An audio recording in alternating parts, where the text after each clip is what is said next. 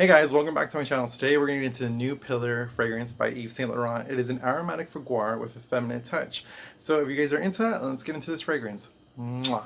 Okay, so the box. The box follows the same similar pattern as Mon Paris by Yves Saint Laurent, but instead of the kind of rose color that would be right here, it is now like a gunmetal white. It's lacquered in black around the sides of the box. It says Libre YSL insignia right there. It's a very chic kind of looking box. I do like the gold accents in it. Yeah, so it just opens up like that if you guys are interested. But yeah, we're gonna get into the bottle next, okay? Okay, so the bottle is this long rectangular golden juice right here. It has an onyx cap, as you guys can see right there. It has this kind of roping of a gold like lining around the neck. It has YSL bolted onto what seems to be bolted onto the bottle itself. You guys can see right there. And yeah, it's just this very chic, kind of dangerous, but very sexy kind of looking bottle. I think it's somewhat very, very pretty. So yeah, let's get into the scent. So this perfume contains notes of mandarin oil, French lavender essence, blackcurrant, petitgrain, jasmine, Moroccan orange blossom, lavender oil, cedarwood, ambergris, white musk accord, and Madagascar vanilla extract. Alright guys, so we're getting into the three of the strongest notes within this perfume, so let's get into it. Okay, so the strongest notes are these kind of vanilla black currant kind of notes. It's kind of like a fusion and a tie between these two. Sorry, they're kind of hard to hold. But yeah, this vanilla black currant kind of a fusion causes this very grapey, somewhat very youthful, juicy kind of accord, similar to grape soda, similar to notes that you would see in Olivia's Belle Eclat, or any kind of jasmine-centric perfume. Some of this juice is getting on my hands. But yeah, it gives it like a very sweet, lighter, not gourmand, but it just kind of like lightens the fragrance within itself. And it gives it more of a youthful, slightly tastier kind of a vibe to it.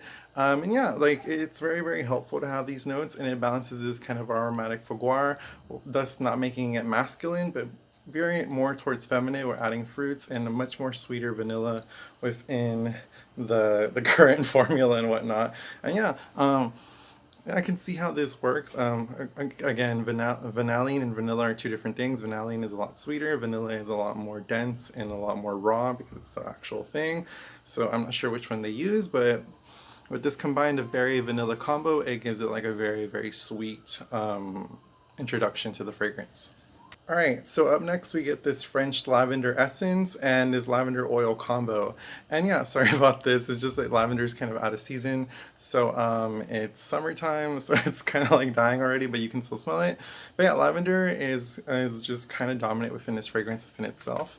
It gives it like a very fresh, aromatic fougere kind of an essence, leaning it more towards a masculine vibe. If you guys don't know, that family of fragrances tends to be a lot more masculine than other families, as opposed to floral, orientals, fresh, or the woody family. And yeah, it just gives it like a very fresh, floral, slightly green, but it's very abstract to use this in a woman's fragrance. But I like it because it's different, and YSL pulls from different ventures and they pull from different directions, and they're just inspired in a very unique way. And I think that's just very, very true to the art of perfumery, and it's very, very different.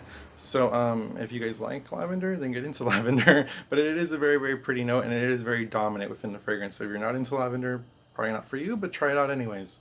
All right, next up we have this kind of petitgrain, orange blossom, neroli kind of combo. This is very dominant in men's fragrances, especially aromatic fougères.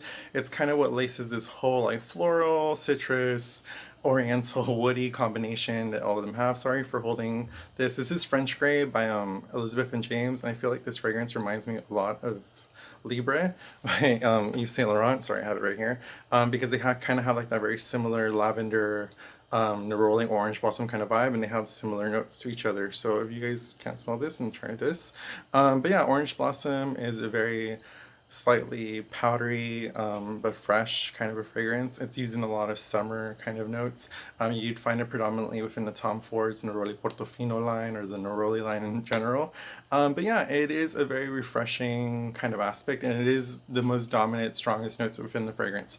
It kind of veers right next to the lavender, but when the scent ends and totally just kind of dissipates on its own, the last notes you are left with is the clean kind of baby shampoo, neroli within the fragrance. And if you guys are into like a combo of like this very sweet fruity vanilla and lavender, and then you get into this very clean neroli, then this fragrance is totally for you. It's a little bit abstract, but again, that's what I like about the YSL family within itself, because it is very different in that way. Okay, for sillage. The fragrance has moderate projection. It doesn't go that far. It's not that close. People will smell you, but they won't be offended because it's not an offensive scent at all. So yeah, it's very pretty. People will tend to sniff you. So it's kind of a little bit above aura-like. In terms of longevity, this fragrance lasted me for the past week about, I want to say, 5 to 8 hours. Depends on the day, and we are in summer, so summer heat does elevate fragrances a lot more. But yeah, this fragrance has moderate, how would I say, moderate projection, and I would say good to moderate longevity, because it is kind of a little bit stronger than the usual fragrance, which is worth your money. Alright, time of day I can see this being worn. It's not necessarily a nighttime fragrance, it's not necessarily a daytime fragrance. I can see this being worn all day. It's, you know, you can switch in and off between day and night. It doesn't really specify which side it would go to. In terms of what time of the year I would wear this, it's a summer scent. A little bit heavier, a little bit more abstract, and a little bit more unique than the usual summer scent, but because of that neroli, that fresh lavender, and just that tint of delicious vanilla blackcurrant, I would say why not in the summer? I like it, and because it's summer right now, I don't know any other season to wear it in, but yeah. In terms of whether it's masculine or feminine, it is very unisex. It veers between both, because it has that aromatic fougere quality that we're very commonly known within men's fragrances, but it is marketed as a feminine fragrance, which I think is BS, because I think every fragrance should just be for anyone who wants to wear it. But yeah, it is very unisex, and it's very wearable by both sexes, if you guys are interested in that. So the ad stars pop star Dua Lipa, which if you guys don't know her, she's famous for that song New Rules, which is a really great song. She's just kind of veering within the desert of Morocco, which is a big inspiration by Monsieur Yves Saint Laurent, because he kind of used that as a getaway to inspire a lot of his art, his creativity, a lot of his couture. And I guess it inspires a lot of this, because one of the notes, especially Moroccan orange blossom, is in his perfume.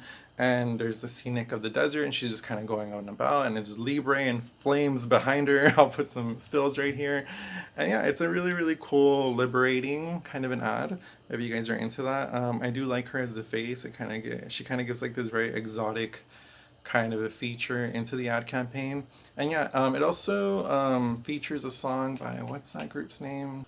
Soup Dragon. It features Soup Dragon's song I'm Free, but it's remixed and it's sung now by Dua Lipa, which is kind of cool. And yeah, I like the ad. It's very, very in tune with the fragrance itself. So if you guys are into that, then get into it.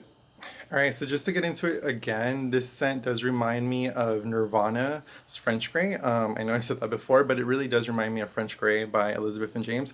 It also reminds me of Gentlewoman by it's Nina Ricci's son, Ricardo Ricci. He has that line, Juliet has a gun. Yes, Juliet has a gun. And it has that kind of similarity because they're both aromatic fougères and they're both targeted towards women, so they have kind of like those similar notes. But yeah, if you guys want similarities between this and you want to compare and contrast, French Grey and Gentlewoman are really, really good fragrances to compare to.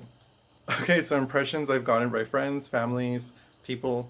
I would say that no one really minds it. I don't really get complimented on it. I don't get rude comments on it either. I think it's a noticeable fragrance, but I don't think anyone minds it. So it's very work appropriate kind of a fragrance, very inoffensive, but unique in a way. So if you guys are into something of that nature, then get into that.